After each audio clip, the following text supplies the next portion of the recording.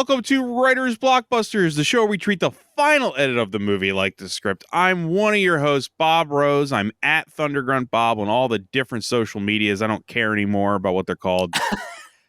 And we're going to go around the table and introduce ourselves, starting with Manhunter himself, Jamie. I'm the Manhunter. My name is Jamie Nash. I don't know what that means exactly. That sounds a little strange. Sounds sketchy. I am a screenwriter, and I wrote the book Save the Cat Writes for TV and the Save the Cat Beat Sheet Workbook. And now I'm passing it off to Jimmy George. I am Jimmy George. I'm a screenwriter and script consultant. I'm going to go ahead and share the handles, X, Twitter, whatever it is, at Jimmy R. George, because I have had a few people reach out to me specifically through Threads. So I'm going to share that, like new people. So my Threads handle is at _ Jimmy George. And yeah. I'm on Threads too. I just say at Thundergrunt Bob now, so yeah, it's everything, right? Okay, so today I feel like we're going to talk about a movie. It's odd we haven't even got to yet after 5 years. The 1991 masterpiece, The Silence of the Lambs. Before we get into our talking points, we're going to go around and we're going to talk about our history with this movie. Jimmy, do you want to go first? Do you want to? I feel like you're bursting with something to say about this. So, let me go last because mine's okay, you go last. All right, heavier. Yeah. okay. We can. We'll build. It's a build, right? Jamie, do you want to go first? Yeah, sure. Yeah. I don't have a ton to say about this other than when I saw it, it totally grabbed me. I was into it. You know, I loved the movie back in 1991.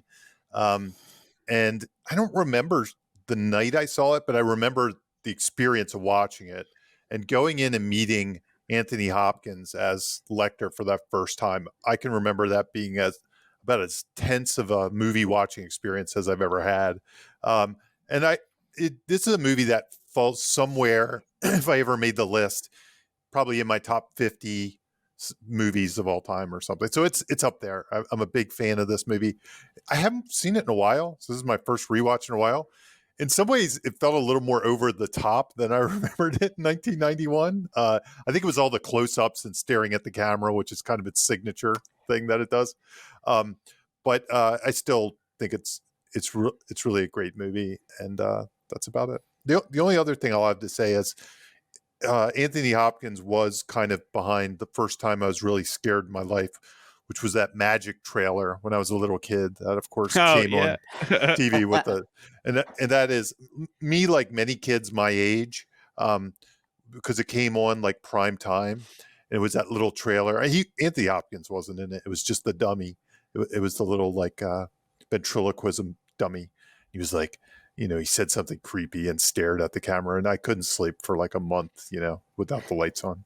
When you saw the trailer for Silence of the Lambs, were you like, it's the magic guy? Not, you know what? Not really, because I was so scared of that. I never saw that movie. I just saw the trailer. Okay. Anthony Hopkins wasn't really featured in the trailer. I watched that movie years later, and it kind of bored me a little bit, to be honest. I like finally got the stomach up to watch that movie probably when I was like 12 or 13 or something, and I was kind of bored by it. But I don't even know that I remembered when I saw in 1991 that it was Anthony Hopkins that was in that movie or anything like that. So there you go. Awesome. So I'm, as we all know, and as listeners know, I'm the youngest of the three. So I came to this movie late. I didn't see it. I mean, there would be no reason for my parents in 1991 to, you know, I was 9. There's no reason for them to like take me to this movie. So I actually saw parodies of Hannibal Lecter first before I ever got the appropriate age that I would have watched this movie. So like I was obsessed with Loaded Weapon 1, the parody movie from 1993. If anyone remembers Loaded Weapon 1, and there's the whole scene in that movie that parodies Clarice's first meeting Hannibal Lecter, and it's F. Murray Abraham playing Hannibal Lecter, or Hannibal Leacher, I think, in the movie. And I like for the longest time in my mind, he was Hannibal Lecter for like, I would say, you know, over half a decade, like until I actually got around to watching this and understanding what the parody was. Because for me, it was just a silly scene. it's just him being, it was just a silly scene. And that's where it was kind of the young Frankenstein effect in my brain. So I came to this movie late. Obviously, I love it. It's incredible, but I didn't watch it till the late 90s. You know what I mean? Like, I didn't really engage with it. And I did, but I did see the sequels when they opened. Like, I was big, by the time Hannibal and Red Dragon came along, I was huge fucking fan, I would, and I'll say this about the movie and this podcast. I love this podcast and I love the both of you, but the one the one hard part of this podcast for me is always, we're not here to talk about directing. And watching this movie almost 3 times for this episode, when I watch this movie, what I want to talk about most is actually directing. It's nothing against this podcast, because I think it's a masterfully directed movie in almost every way. And I think that's, for me, what shines the most. Even though the script is incredible, that's what stands out to me. And, well, I don't have that show. So I just want to mention how much I think that Jonathan Demme's direction on this is why it became what it became. Because without him, it could have been very boilerplate and kind of bland, and you could argue that, like, watch Red Dragon for that kind of thing. You know what I mean? Like, yeah, the performances are great and everything, but if you remove him, there's something missing, there's something that doesn't work right. So the direction's incredible. And I think I would argue that, this is not a question that I need answered really, but I would argue that this is Anthony Hopkins as Hannibal Lecter's pretty much the performance of the 90s. I was trying to think this whole time when we were prepping for this, just like, can I think of something that stands out to me more? No, I don't think so. I think it's Anthony Hopkins. And other than that, I mean, there's some aspects of the movie, rewatching it. I haven't rewatched it in like 10 years. There's some aspects that I think could be discussed on a different, more maybe youthful podcast about the gender politics of the movie. That's obviously something that, and I think the movie does the 1991 version of trying to clean up what the book did with the gender politics, but that was the 1991 version of smoothing that over. We're in 2023, so sometimes it's a little bit shaky there, and if there is a flaw to be had, it would be the stuff with Buffalo Bill and the transgenderism and all that, but I think that's been well covered by better people about this movie. So we're not covering that. I just wanted to bring it up because I even was watching and I was like, yeah. You know what I mean? There was moments where I was like, yeah, I know that's kind of old thinking there. So yeah, but I love this movie. And I could probably even watch it again after doing it. We did an episode 2 episodes ago where I was like, I can't, I had to watch this movie twice. And this time, watching this 3 times didn't even bother me. Yeah, so like it didn't even faze me. Anyway, I'm done blabbing. Let's get to the Jimmy's dark story time. Man, my dark story Yeah. time. Yeah. No, I debated how much to share, but ultimately, fuck it. Let me just share it. So I chose this movie. So one thing we didn't say is that I think this is our second, and Bob's up next. We've made a list of 10 movies each of us wants to cover by during the lifespan of this podcast, and this was on my list. And the reason I chose it was because it made a huge impression. I was 11 in 1991, and I saw it when I was 11, and I then read the book, and read Red Dragon before it, when I was like 12. So it started this, this interest in darker material for me at a very impressionable age.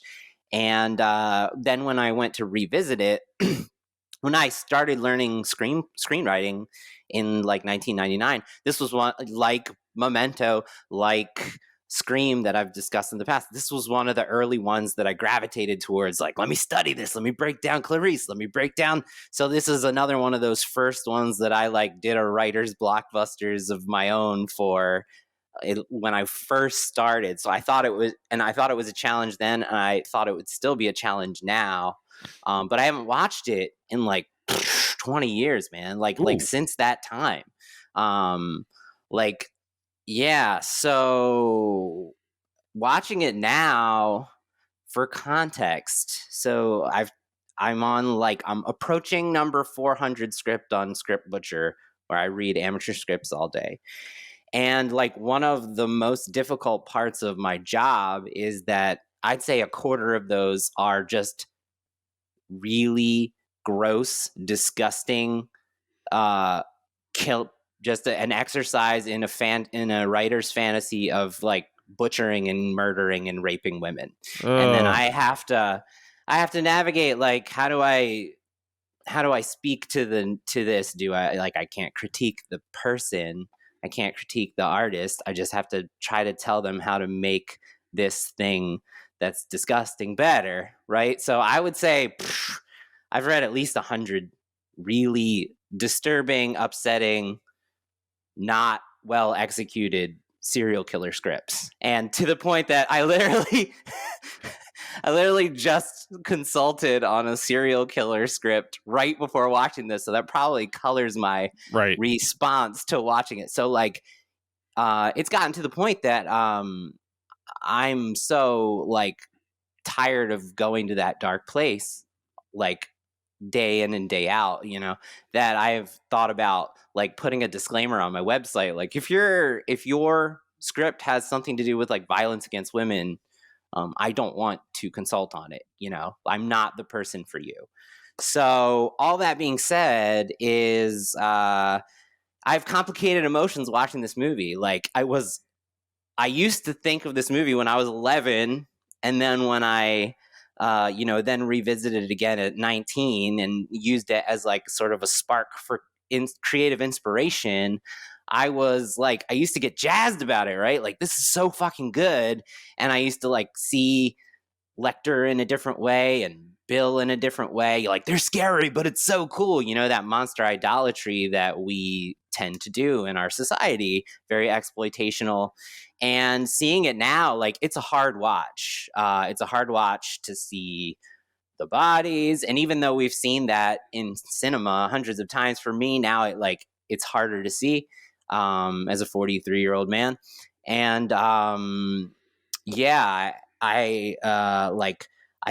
gender politics stuff, we're not going to go into it, Bob, but like I have to, I'm not going to speak for the trans community because I don't have that perspective, but you have to imagine it was hurtful then, harmful then, and probably still hurtful and harmful now. And so in that way, like I left the movie last night going, fuck, like if I had revisited it at some point in the last 20 years, I probably wouldn't have chosen this, because it's tapping into a lot of stuff that's like problematic for me, like that I experience like in my daily job related to screenwriting even. And so anyway, and I have made horror movies that, have violence against women that I regret, would never right now, but I was a younger person, less mature, and it just reminds me of those shitty things too, so the movie, like, it kind of makes me feel like shit, and that's a good thing. It should make you feel dirty. It's not easy and gross, and no, and I'm not saying that Ted Talley, or I'm not suggesting that Ted Talley or Thomas Harris or Jonathan Demme or any of the creators were intending that response. Like, I think that, like, watching it now, they definitely were intending to disturb, but the younger me, and I think a lot of people, I mean, judging by how many people have like Buffalo Bill tattoos and like fucking, I know people whose favorite song is Goodbye Horses, dude. Like, it's a good song. But you know why it's their favorite song. Sure, that's not okay. Yeah. And so I have very complicated feelings about the movie now, even though I can appreciate the craft, right? And to that point, I'm going to give suggestions on how to write a better serial killer in this podcast that even contradicts what I just said. Like, I got some great tips on how to make them. Let me teach you how to do this again. I got some great tips on how to write a cooler, more memorable killer. Let's go. And I'm going to excitedly talk about the rooting resume of Hannibal Lecter in a minute. But anyway, it's a complicated watch for me because of all those things. And so I would say if I had revisited it before I put it on the list, I probably wouldn't have put it on the list. So that's as dark as I'm gonna go. It more surprises me that you put stuff on your list that you haven't seen recently. My list, it's like Nah. I'm a rewatcher though, so to me that's like not an issue. Yeah, I'm not. Yeah. No, I think just to respond to that, Jimmy, I think that it should be hard to watch. I mean, I'm the one who just said I could watch it 3 times, but it doesn't mean it's not hard. But then the movie's so good, yeah, it's so well versus the problematic elements. Yeah. The one thing I was going to say that I didn't say in mine is if I could recommend something to our viewers. If you know who Lindsay Ellis is, she's a famous YouTuber. She left YouTube, but her channel's still up. And she'd made a video called Tracing the Roots of Pop Culture Transphobia. It's on YouTube. It's got 2 million views. She covers Silence of the Lambs in that video, from what I understand, very well. Okay. So it's like, watch that video. Yeah, and I will say, I forgot to mention this book. Originally, one thing I had planned to cover in the podcast was some things so there's a book that's very good called 4 Screenplays for listeners out there. If you want to even learn more about the script and what went into it after this podcast is over, there's a book by Sid Field, one of the one of the screenwriting guru godfathers or whatever. Who I took a seminar from him, by the way. He's a very nice person in the 1.5 hours that I met him. So, for what it's worth. But in 4 Screenplays, what Sid Field does is he breaks down 4 different really famous movies: Thelma and Louise, Terminator 2, Silence of the Lambs, and Dances with Wolves. And this is an older book, so that explains why it's those titles. And he does a writer's blockbusters episode for each of those movies with the writer there to talk about the choices. Oh, Mr. Fancy. That they made. I know. Yeah. So he's talking to James Cameron for 50 pages about why he did what. Right. And there's about a 50-page part of this book where he's just talking to Ted Talley. And he goes scene by scene, and they discuss the decisions that were made and why what came to be, and it's very good. And I just didn't get time to include some of those anecdotes, so check that out if you want some homework. And the one thing we didn't mention is how bad the opening credit font is. Oh, it's so bad, right? That font, I don't understand. It's pretty comical. It's really comically bad. I don't know why. I didn't remember that. I was like, when those fonts came up, I was like, oh, whoa, what's going on? Is that a black text with a white stroke on it? Lord, have mercy. Okay. The weird thing about the Sid Field book, I think I own that book as well. I didn't remember that Silence of the Lambs. Like, I didn't even think to look into it. I don't even remember that being in there. Oh, man. I don't know why. For some reason, I remember Thelma and Louise. I remember Terminator 2, but the Silence of the Lambs and Dances with Wolves, I don't remember. It's funny, too, because I'm looking at it online, and mine has like a cover with pictures on it, like so does mine. And stuff. Okay, the one online looks like a textbook almost. Like it's just doesn't have the pictures. Yellow. It has probably been turned into a textbook. Yeah. This says 1994 is when they published it, so that gives you an idea. I'm surprised Pulp Fiction wasn't in there. Jimmy, you said you've read the book. Jamie, have you read the book? I did. I was much like Jimmy after the movie came out. First thing I did was go get the book, read the book. The book's, in my opinion, the book is very similar. And when you look at changes online, it's more depth kind of stuff. It goes deeper into this, that, or the other thing. It goes deeper into themes. But plot-wise, it's very similar. Gotcha. The book. I haven't read it. I'm just telling everybody that. Yeah. So the main difference is that you are in the head of Buffalo Bill, and you are in the head of Hannibal Lecter, and you are in the head of who's Scott Glenn's character. You're in the heads of lots of different Crawford or something like that. Yeah. So you get in the mind, in the head space, and the internal thoughts of all of those characters. So that's the big difference. And that was like in the book. I will share one anecdote. He said the big first decision he made is that this is going to be primarily Clarice's story. So that informed a lot of the direction that they took the adaptation. So Right. Well, Yeah, with that, I sort of remember that there were, lots of chapters with Buffalo Bill like in his head, which adds to the horror, the reading experience, that kind of dirty, gross reading experience you'd have with it. And I also remember, if you read Red Dragon, back to back with it, they're kind of similar in a lot of ways. I think Silence of the Lambs is faster and an easier read in some ways, and then Red Dragon to me felt like he was kind of figuring it all out, and then he almost like he rewrote it with Silence of the Lambs. With it's his Evil Dead 2. Let's do it again, but better. Yeah, that's kind of what it felt like to me when I was reading it. Yeah. I remember back in the day. Well, Jamie, who wrote this shit? Since we kind of already got there. Yeah, the book was written by Thomas Harris, who really only had, before this, what was it, Black Sunday? I think the movie, it was there was a book, but it was a movie about the blimp that crashes into the stadium. I Super remember. Bowl, yeah. Super Bowl, I think, yeah. And then he had one other book that I looked up earlier and never heard of. It was probably his most popular book or something. Sang Harsh? Is that what you're talking about? I didn't see that. Maybe he had more than one. Hold on. No, I don't have it up. I'm looking at his IMDb. It's Black Sunday, Manhunter, Silence of the Lambs, Sang Harsh, and then Hannibal, Red Dragon, Hannibal Rising, Hannibal, Clarice. Yeah, maybe they renamed. Pretty focused on one franchise there. Yeah. Well, I guess you just keep milking it, right? Right. Yeah. Yeah. It's kind of incredible. And then Ted Talley adapted the script. From my quick Wikipedia research, it looks like Gene Hackman bought the rights to the book. Yeah, I saw that. Yeah. Wow. And he wanted to play Crawford. I thought he was going to be Hannibal when I saw that, but he wanted to play Crawford. And at some point he bailed out, and it kind of went. It didn't have like a really convoluted development history. Like, he bought it shortly after it was published. He dropped out. He wanted to direct it. Gene Hackman wanted to direct Silence of the Lambs. And then apparently right after he dropped out, they brought in the new team.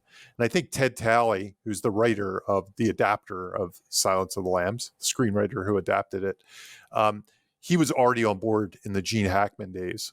So, he wrote it as well. And Ted Talley's credits, it really kind of, I think Silence of the Lambs is what he'll be known for at the end of the day. Yeah. But before that, he had, these are his credits according to Wiki, the Father Clement story. He was by the way, Ted Talley was he was a Yale School of Drama playwright. That's what he was. He was like a playwright when he came into this stuff. So he did White Palace, which I think is a Susan Sarandon movie. I remember back in the day. Is that right?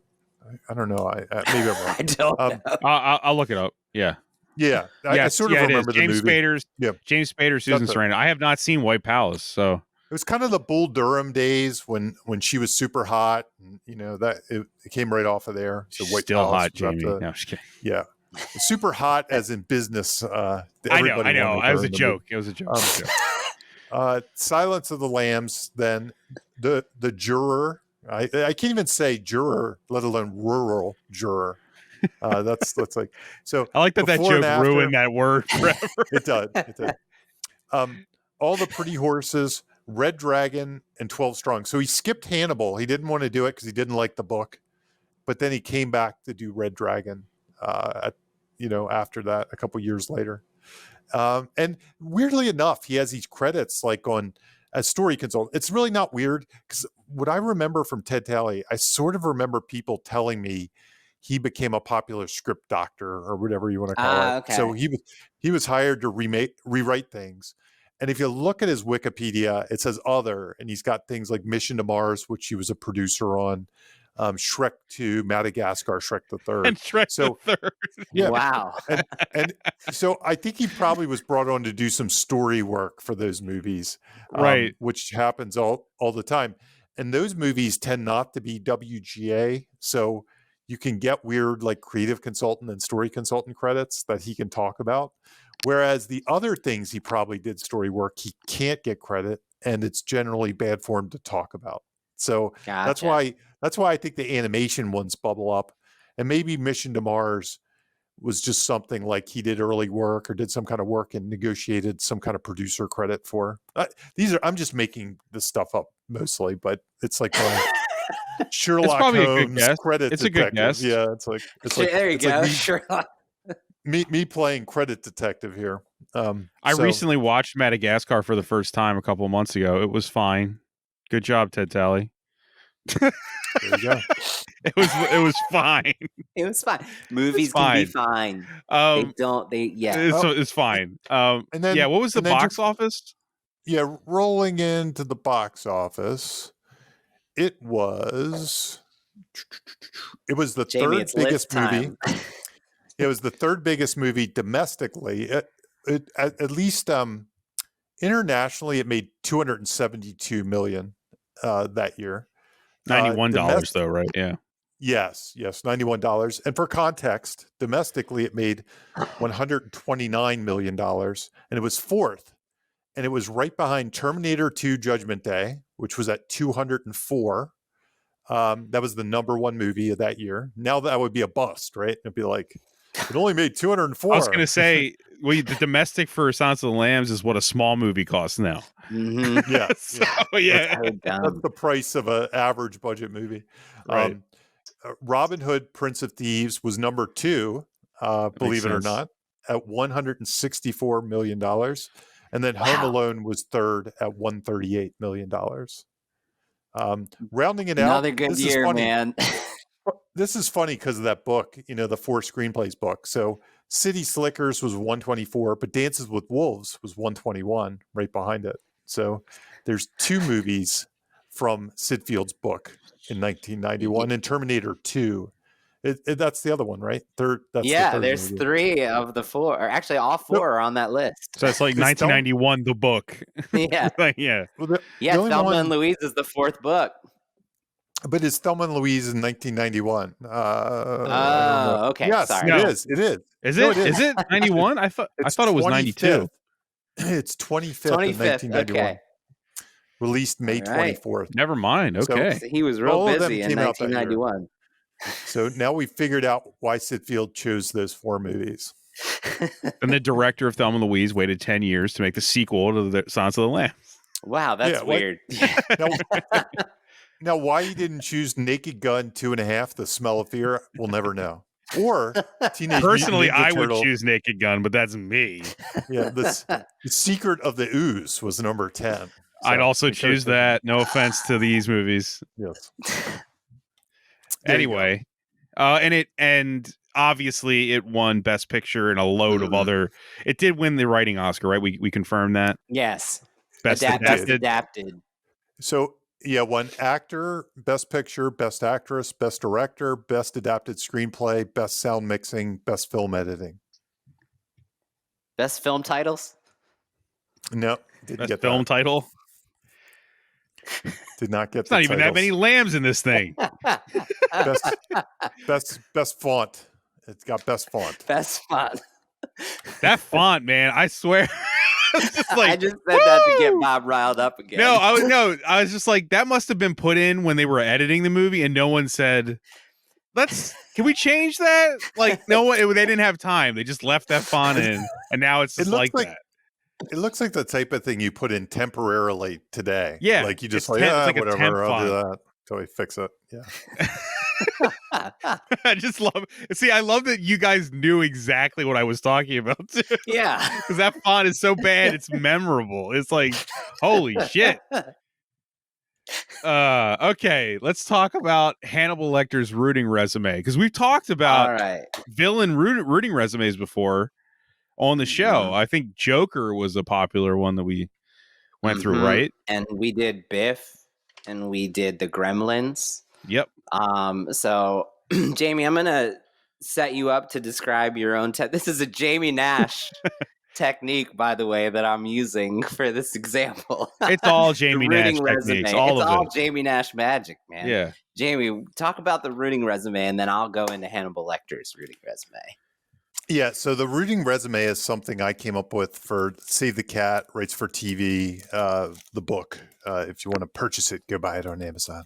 But Yeah, the that's reason all this was about, really. Right. Yeah. exactly, the reason I came up with the rooting resume, and there have been other things like it. It's not like I invented this kind of checklist. But the reason I especially did it for Save the Cat is Save the Cat is all about, the title is all about one particular type of rooting resume, right? It's if you save a little cat, you're worth rooting for. But I mean, the problem with it is if you get too narrowed down, I think people focus on, oh, I need to have a scene where they save a cat.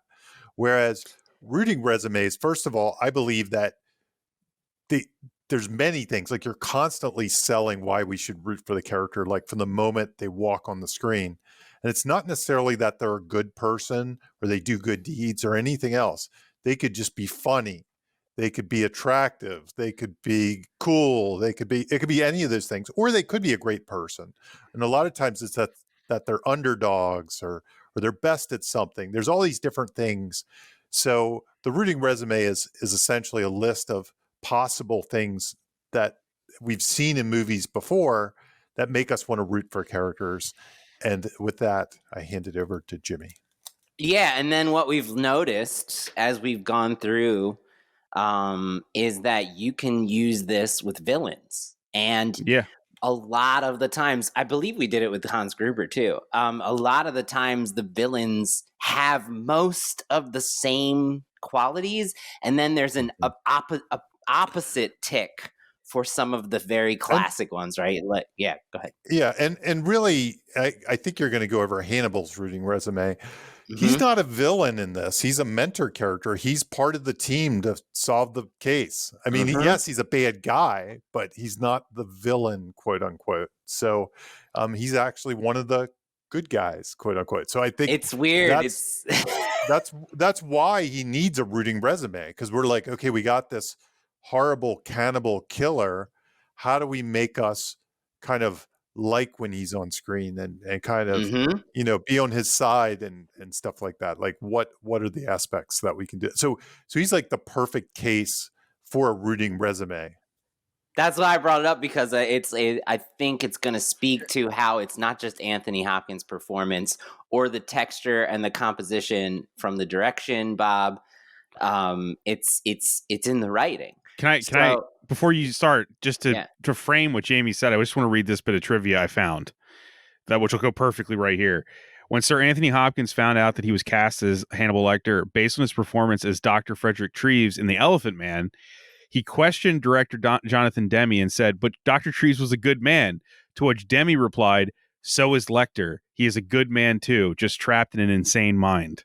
Whoo! I think that goes with what we're about to talk Man. about. Okay, Yeah. so this is really so all right, I'm just gonna go down it and we'll just bounce off of each other. Yeah. So Jamie's rooting resume comes in 8 different categories, and in those categories you lay out a nice amount of options you could play with within that category. So, and sometimes we've, like when we did Johnny and Cobra Kai, he had every single one of these. So Right. there's like 8 on each category, and he had like 60 little rooting influencers all in I mean, the that show was straight aiming pilot. for that. I mean, that's what the point of the show was. Yeah. Yeah. So you can stack these, is the point. It Yeah. doesn't just have to, like Jamie said, it doesn't have to just be the cat.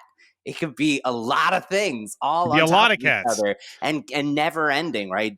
They continue to do things that Right. make us, that check these boxes. So, all right, the first category is they're underdogs, and what I think is interesting is he's in a jail cell, but he is the dominant, powerful, feared figure even in that cell. So in that way, he's sort of the opposite, right? He's the one in power. Every single person who goes in there has to get like a big laundry list of all the things they can't do, right? Because he's so dangerous even within that cell that if you do these things, he's a threat to you, even though he's behind the wall. So the first one under their underdogs Jamie has is We're all weirdos or freaks or nerds deep down, and we empathize with weirdos that don't fit in. This is the opposite. Like, nobody watching the movie Could ever feel like him. empathizes, right? Yeah, exactly. He's more dangerous than you. He's smarter than you. Yep. He's got you figured out more than you ever have. You know, like Exactly. he knows you better than you. You're like, exactly. And Right. and so that's where that particular one, they check the opposite of the box, and it still makes him interesting, and you're interested in him. It just does the Right. opposite of what we do with a hero. The world treats them unjustly. I would argue it's the opposite there too, right? He's justly imprisoned yes, for eating people, right? he earned it, right? The world has treated him extremely justly. But what's interesting, this next one is my favorite one. They're Rodney Dangerfields. They get no respect. Chilton, I think, is the reason that we root so much Yes. for Lecter, because he is a Rodney Dangerfield to Chilton, right? Like, Chilton treats him like shit, and like is And also Chilton has the opposite of a rooting resume. right. He like hits on Clarice right at the open. And he's obviously, no one's better at playing a slime ball than Anthony Heald. Like, he's a slime ball. You could tell, even if he's not the criminal, not the monster, he's awful. Like, that guy sucks. So the stroke of genius is giving Giving him Lecter that, an antagonist that he has to overcome by the story's end, which they imply that he does, you know. And I think that really helps us get into him, right? And like get behind him somehow. And this is another really good one underneath this underdog category. They're rookies trying to play in the big leagues. He's like the most powerful pro serial killer we've ever seen on screen, right? He's a professional. Like, it checks that box, but it checks it in the opposite way. So it's early in the movie. He talks another serial killer into killing himself. yeah. You know what I mean? Like, after that, it's like he's the biggest fish. The serial killer of serial killers. So that's category one.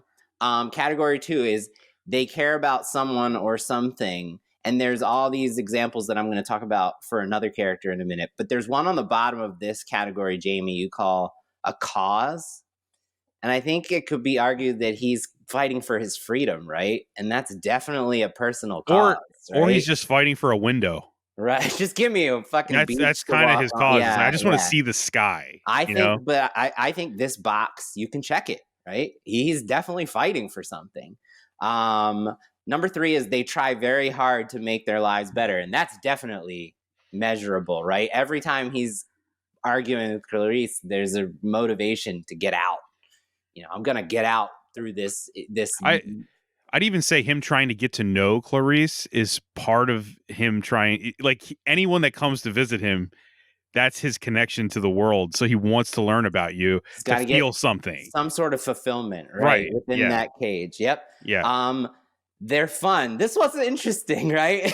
He is funny, but he's fucking sinister funny. It's in a way that we don't like, you know, he's being disgusting when he's funny, but he is fun, right? So he checks that. One underneath that category, one of them is they have a charming personality. He kind of is, charming. I mean, right?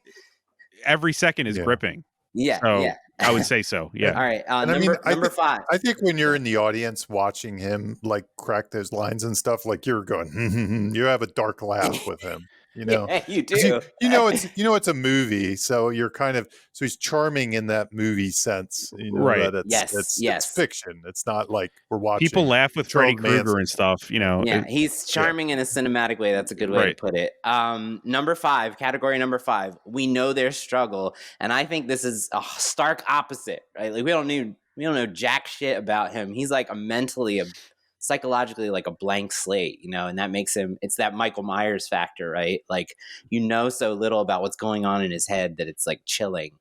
So I don't know. I think that checks the opposite box in a really good way. But it's intriguing. It's intriguing, right? It makes him interesting, right? Yeah.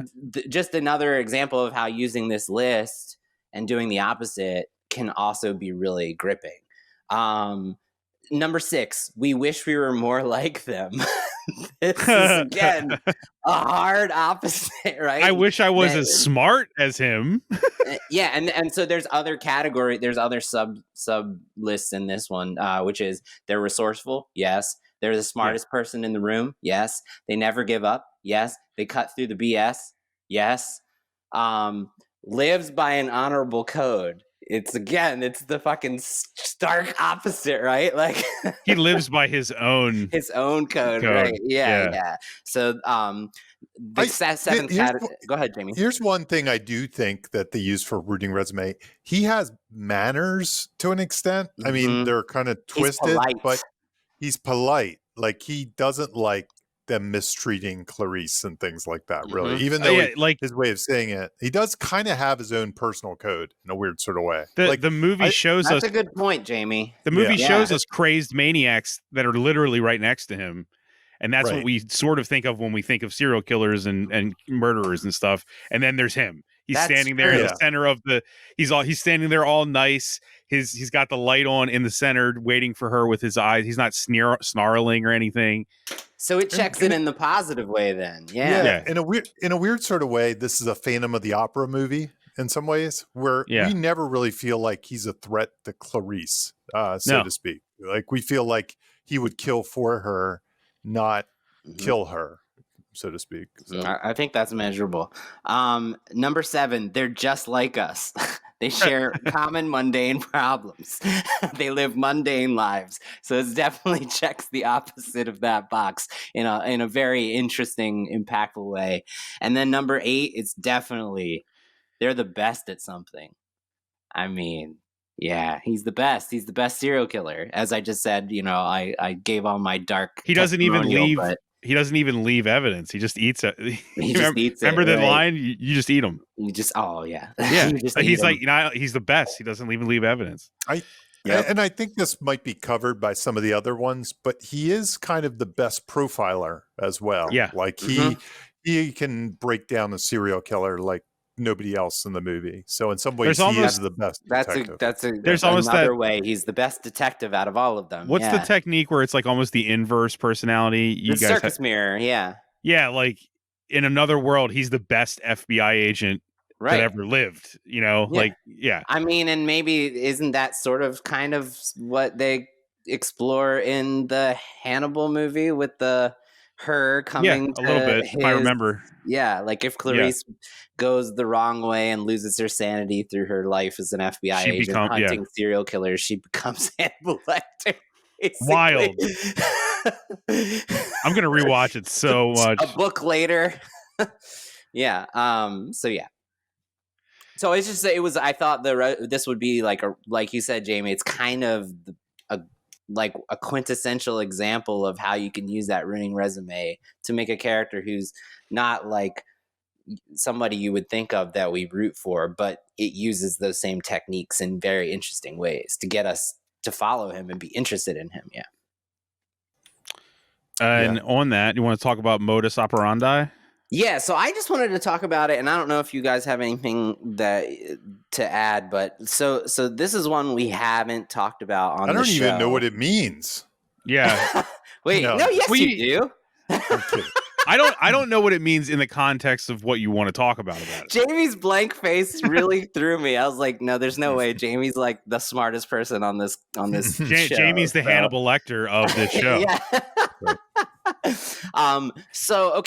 So how I'll explain what I mean for this movie. This is again what I was saying after I shared all my stuff about how hard of a watch it was and how tired I am of reading serial killer scripts. Here I'm going to tell you how to write a better one.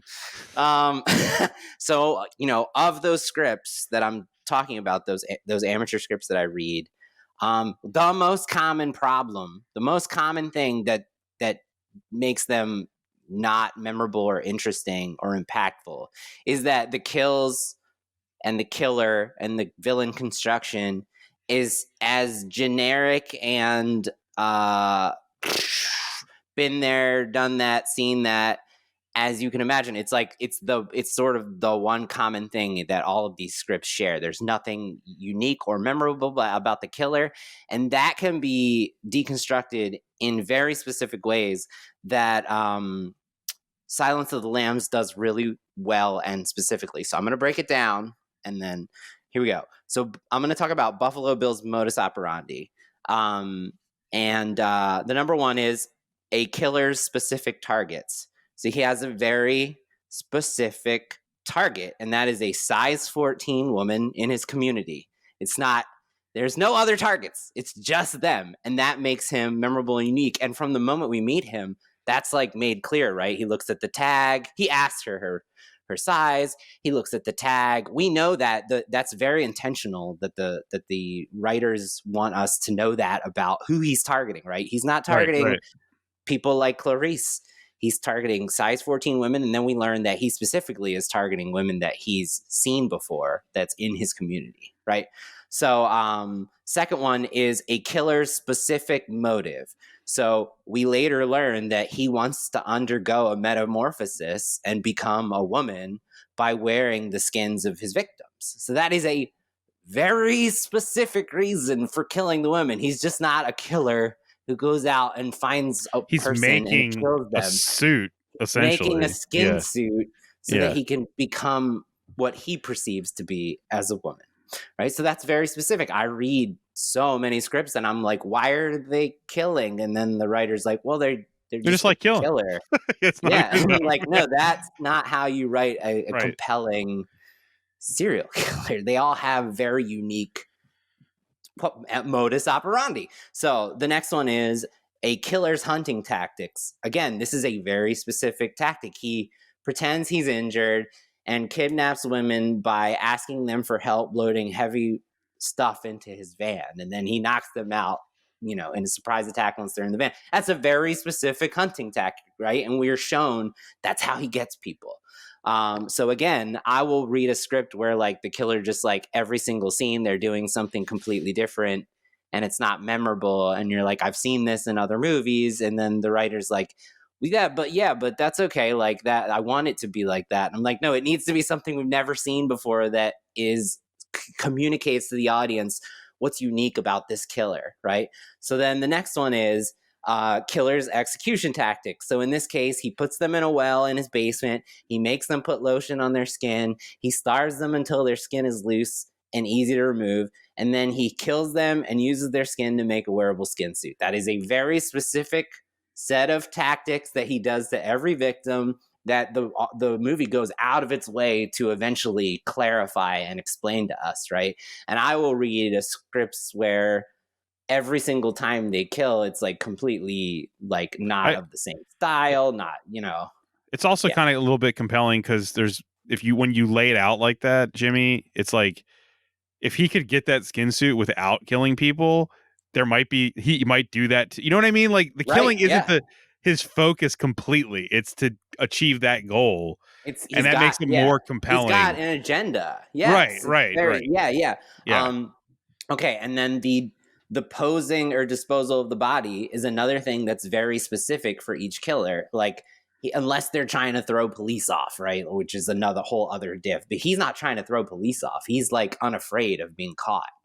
So he just dumps them in a river, and that's his part of his MO, right? He always dumps them in a nearby river, and they're always found in the exact same way. So the posing or disposal of the body, we're going to talk about Seven someday, is very important that they do things with intent and specific, and that's what makes them a memorable serial killer, right? Without that, that's part of the equation that you need to think about.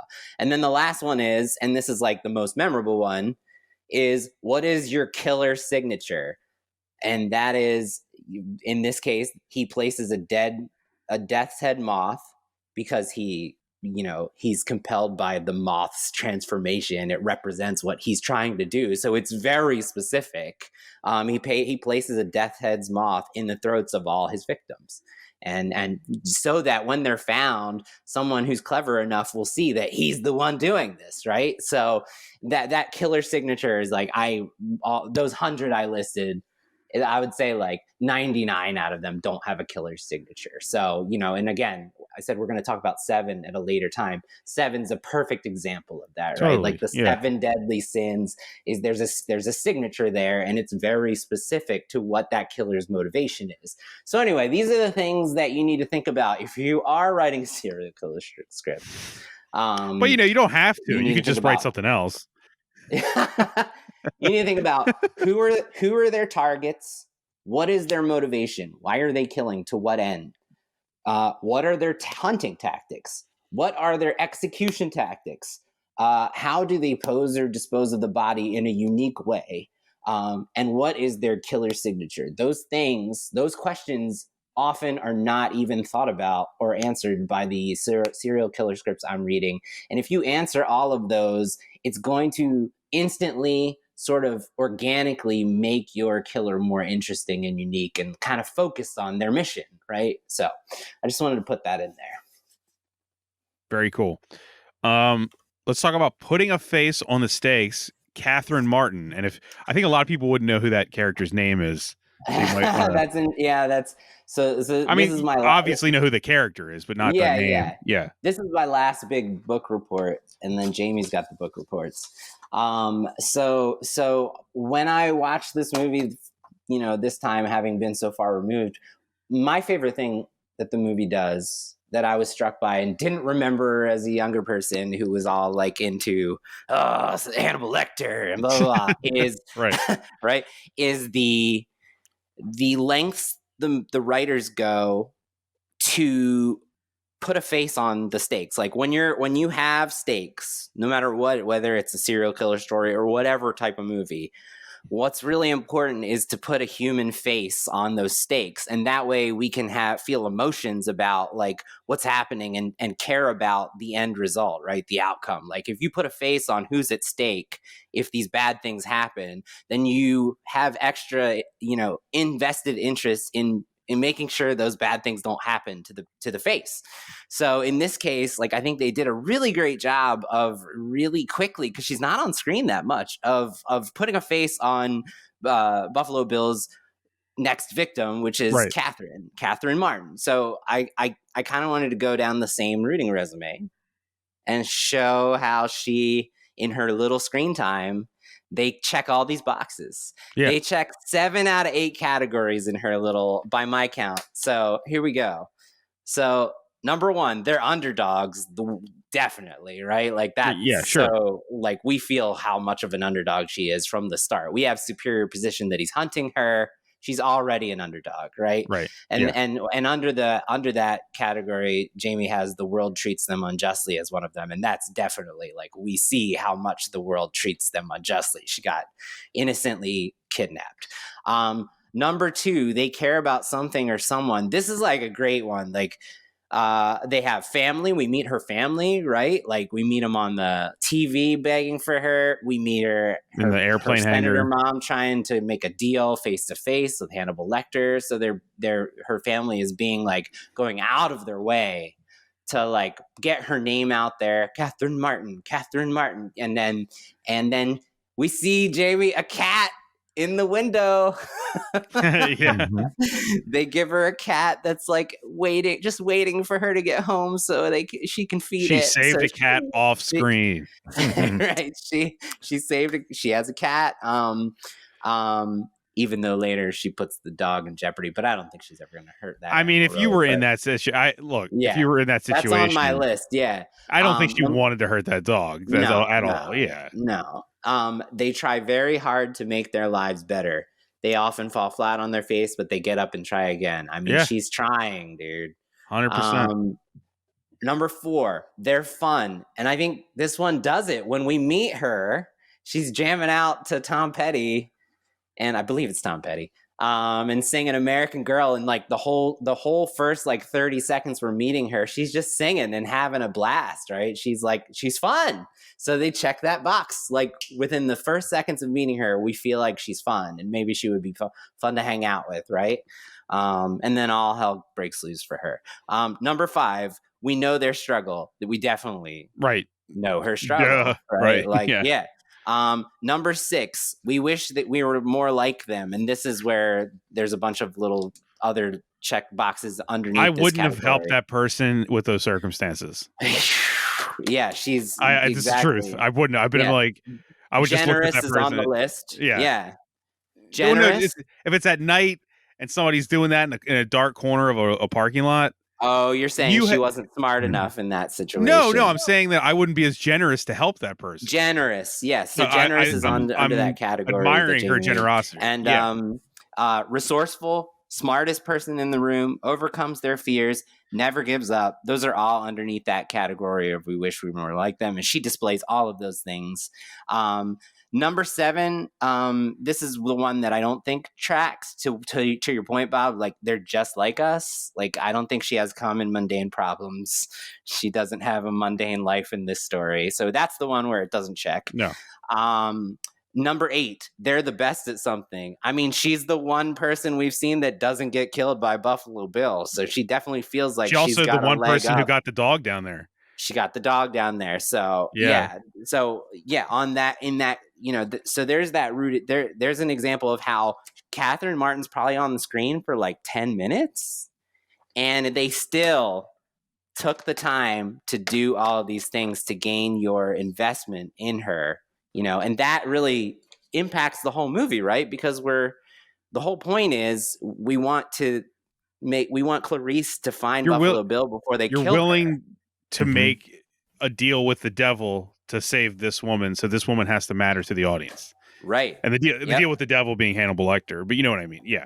Yep. She has to matter. She has to matter. Right. It stuck out to me as as something the movie does really well that I didn't remember, and I just want to give a couple more examples that aren't rooting resume. They show us Catherine's worst case future self. So another way to dramatize the stakes for the audience is to show the audience what it looks like if failure happens and our character loses. So that body in the funeral home, the autopsy, is a worst case future Catherine, right? If Clarice fails, she knows by seeing that body on the slab, and we know that is what Catherine's going to look like, and that is very emotionally impactful, right? That hits hard, and without that, it's not as like I said, the gratuitousness of that was troubling to me to see this time around. But at the same time, I understand why it's there, and I think the craft necessitated it. So it's totally story based. It's not gratuitous. It's not gratuitous. Yeah, that was a poorly phrased. But the grossness of it is you don't have to like it. It's just it's a story reason it's there. It's there for a reason. Yes. And it shows us, it makes us more invested in Clarice's success. And then the last one is she has her own MacGyver move.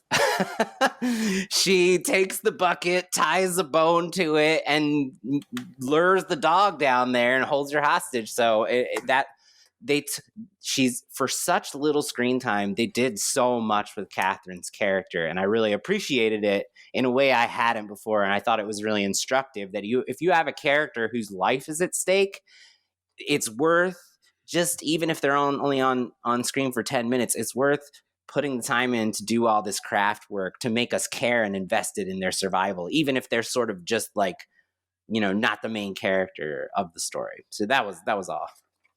That was why I put that in there. No, I think that's a really good point, and probably one that a lot of people wouldn't bring up, Jimmy. So, and I didn't think about it when I was headed into the viewing. Yeah. So it was like, oh shit. Yeah. No, it's good. Let's talk about misdirection. This might be my favorite point on here. This is Jamie's, I think.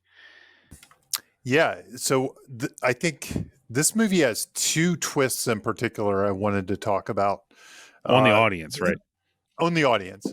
And one of them is that face maneuver where he hides under the guy's face to escape, when Hannibal hides under the guy's cut off face to escape his capture. And I want to start with that one, because that one is one, when I saw it in the theater, it got me. And these usually don't get me. They usually don't fake me out. And this one was so well done that I think people in the audience screamed when it happened and stuff. It was just it was so, well done. And the reason I think it works is because they plant a fake story in the audience's head. And I think that's where the misdirection comes in. Yeah. So totally. And I think it's really a useful lesson. because I think a lesser screenplay would have just had them sitting in the elevator and then he rips it off and he kills them or something like that. But this one has the whole thing where, oh my God, let's get the guy out of here.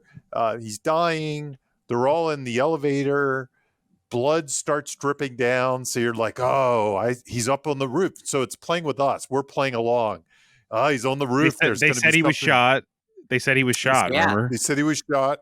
Yeah. They do. And even though that on rewatch, you could just see them, they keep lingering on that stretcher in a way that they almost over the top sort of way. They linger and linger and linger. That on rewatch, I'm like, how could I not have guessed this in some ways? But I can tell you that usually I do guess. Like I did guess the next misdirect, the house switch, when I was watching it in the theater. I remember being like, oh, I knew what's going on here. And it was exactly what I thought. But this particular face one is so good. And I think the key to it is you have to come up with the false narrative you want the audience to think. And you have to go down that path. And I think this works not only in a scene level like this one, but also if you have a macro switch, like if you're writing The Sixth Sense or something like that, you really have to construct and plant the fake story, kind of the cover story, in order for your switch to work. Because if your fake story isn't there, they'll know. They'll be like, imagine if that fake story wasn't there. We'd be sitting there like, why are we in the elevator with this guy? Who cares? If it was just like, why are we following this? This isn't part of the interesting stuff. Where's Hannibal? We want to see Hannibal. And so if that blood didn't start dripping, if that stuff didn't happen, we would suss that out really, really quick. It wouldn't justify why we're seeing it.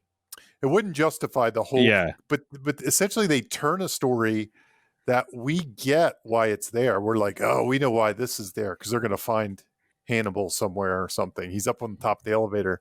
But you really have to plant that fake story. And if you really want to surprise people, plant that fake story. Come up with the story you want them to be thinking of so that you can then turn it on its head and surprise them.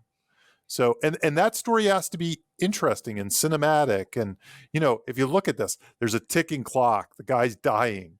They're all trapped in an elevator. There's blood dripping from the ceiling. There's a killer on the loose. There's all this stuff.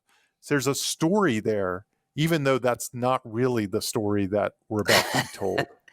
So I think that's why that magic works in this movie so well. Where in a lot of movies, I would have figured it out in 2 secones. I would have been like, yeah, he's that guy. I also like that Cannibal does have access to a gun with that story, and he doesn't use it. You know what I mean? Like he gets out of this entire situation with ever using the gun. Yeah. Yeah. Mm-hmm. Like that's not how Lecter does it. That's not how he does it. It's not his MacGyver move. No, it's not. Right. And it's so well done because they pull him out and they all go up there and look at the gun. So they move him out of the scene totally and take him to the ambulance or whatever. And I don't know. It's just it's like one of my favorite scenes like this, but I think it's really instructive. And then the other one, the house scene, is one people remember from this. And it's one of those that it's done so well in this movie that I'm not sure you can ever really pull it off again. And everybody will just be like, they did the Silence of the Lambs trick. It's almost like they used the mental real estate in this movie. Can you think of any movie that really did this again and it worked? I'm sure people have done it. There's definitely other movies. I know I've seen the tactic before. I'm drawing a blank on it. I know that they're newer than this movie. And it feels like something. It feels like something you'd almost do in a comedy, like Wayne's World or something, and it would be funny. Did Black Mirror do that? Did Black Mirror have a misdirect on the houses? I feel like there was a house misdirect. They may have. We did that movie. I just don't remember. It's such a specific technique, and it's so well done editing wise in this. Yeah. I don't know how it would pay off as much on the page. I mean, I could see it paying off on the page. You said it was. Jimmy looked at it and said it was on the page. Yeah, in the screenplay, it is written that way, and they discuss it in the 4 Screenplays book that we were talking about. Yeah. Right. And I could totally see it in a novel. You just follow down, especially if we're in people's heads and there's more with Crawford and stuff like that. You could see how it plays in they probably just follow it all the way through, and they get to the door, nobody there, and then knock, knock, knock would be the beginning of the next chapter. We just already know where we were at. So yeah. Anyway, misdirection. It's this scene, that particular scene with the face thing. To me, if you ever want to do this, that's the scene to look at. It's so good. It is. I almost say that scene sort of elevated this movie in a way for me when I was watching it, because I'm already like biased against procedurals, and more as I've gotten older, I'm biased against procedurals because this isn't one of our talking points, but procedurals to me, like when I watch cop shows, I'm always like, what's the deal? It's like they talk to somebody gives them the clue, they go to the next place. They talk to them, somebody gives them a clue. It's just, and it's not even like they do that much detective work. Like they're not Sherlock Holmes. They just, there's a moth in her throat. Okay, great. Now we're going to the expert about the moths. He tells them who it is. Great. Now we're going to the next thing. And I'm always like wondering why procedurals work to an extent. And the reason this one works, I think, is because the character work behind it to a large level, and the execution of the thriller beats and the horror scenes to another. And the fact that this mentorship is not something I've seen before. So that makes it very unique. That's the freshness. That's the freshness. But a lot of times when I watch procedurals, I'm just like, what's the point of this? I know who the killer is. I know they're going to find it. We're just watching them go from A to B to C to D, and it's like, what's the point? But this movie does elevate it with some really good execution and great character stuff. There's a version of this movie without those misdirects that is a little more limp. It is. You know what I mean? And I think that stuff like that is why this movie gained so much acclaim back in the day. Like those moments, those two moments are so big. I think that adds to it being that impactful. So yep, I agree. The only thing I wanted to add on there was that I think that it's not on the talking points, but they do a great job with playing with superior position. Yeah. And like we've talked about that before, like superior position is where the audience knows something that the character doesn't. And there's this great balance of we know like we have superior position over Bill about how close Clarice and the FBI are to catching him. And we have superior position for the whole time over how close Bill is to killing Catherine, whereas Clarice doesn't know anything, right? Where we're aligned is we don't know what Bill's name is or where he lives. And that finale that you're talking about, where there's all that misdirect, changes the axis. So we are assuming that same level of alignment, and they flip it. Like they surprise us by switching that superior. You're not in Clarice's place. You're not in Bill's place, where the entire time we told you were. And so it keeps you off balance in a way that like only works because of that previous superior position they gave us. Dr. Sleep, the Dr. Sleep episode we talked, they do that a lot in Dr. Sleep, where 2/3 of the movie, they've trained us that when you're with, Abra, this is the position you have. When you're with Danny, this is the position you have. And then the last act, they keep swapping it and throws us off because we're like, wait, the entire time, every time we're with Danny, we're, in his face and blah, blah, blah. So anyway, I think this is a great example of how you can use superior position to fool the audience when you change it in the third act. So it was just something that stood out to me when you put that on the talking points. I was like, man, I hadn't even thought of that, It's awesome. No, it's really good. It uses superior position, even in small cases like when Chilton when he's listening in on the conversation. Yeah. It's stuff like that. It uses it for a whole bunch of kind of tension moments and suspense kind of things, and even twists and stuff. It uses it a lot.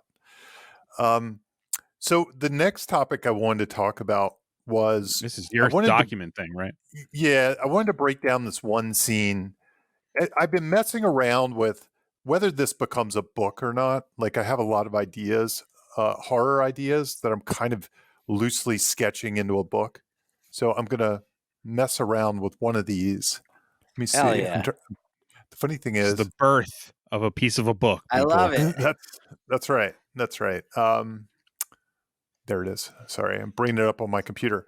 So back when we did Barbarian, this kind of idea occurred to me, and we've talked about it before, which I think dread and tension in horror movies and suspense movies, for that matter, like this, or thrillers, whether this is a horror movie or a thriller or whatever you want to call it.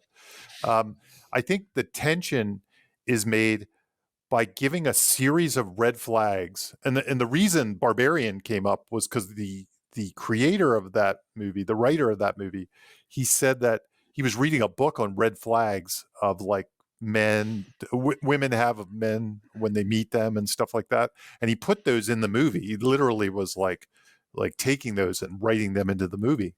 And it kind of triggered something with me that I was like, oh, that's kind of what dread and tension is. It's a series of red flags we're stacking on top of one another until some horrible thing happens, some shock happens, some action happens, some attack happens, or something like that. So I've kind of been going back and categorizing the type of red. I call them dread flags. That's what I've been calling them. I love it. So That's good. yeah, it's good. so I'm going to give you a couple examples of them before I break the scene down. I'm not going to go through all of them because I have a whole bunch. And one day, if this book ever comes out, you can check the book out and you can see them. But you can come up with your own. When I tell you these, they're not rocket science. It's like rooting resume stuff. You'll be able to figure them out. So the first set of them I have they're called danger zone flags, and some of them are like off limits. So they're warning or threats not to go beyond certain points or places. There's isolation, kind of removal of safety blankets. So your cell phone coverage goes down, or the bridge is flooded, or something like that. It's another dread flag that's saying something bad's coming. Too far from shore, I see, or entering the kill zone. So it's kind of the Jaws one where you swim out a little too far, and maybe you kind of look back and you can tell that nobody's going to get to you out here. Or if you kind of, we as the audience know you're entering the kill zone. Now, I should say about these dread flags, they could either be something the character is aware of, or the audience is aware of and the character's not.